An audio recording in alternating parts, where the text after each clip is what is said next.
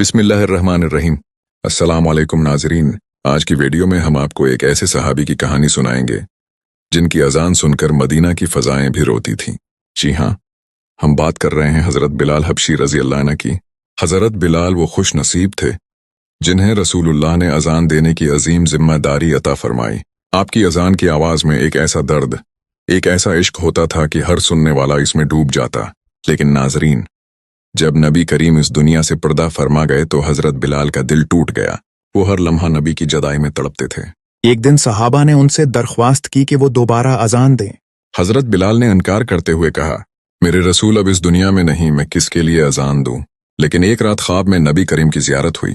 آپ نے فرمایا، بلال کیا تم ہمیں بھول گئے ہو؟ یہ خواب دیکھ کر حضرت بلال بے قرار ہو گئے۔